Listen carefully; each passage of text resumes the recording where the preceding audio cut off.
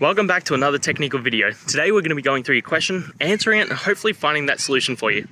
Now, remember to stay just a little bit crazy like me, and hopefully you get to that resolution. Now let's continue on.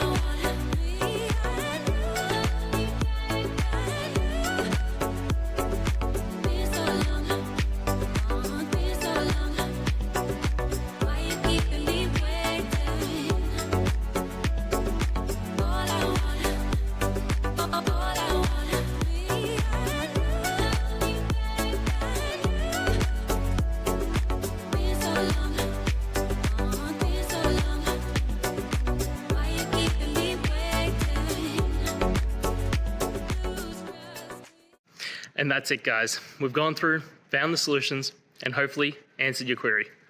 If it did, please hit subscribe. I really appreciate it.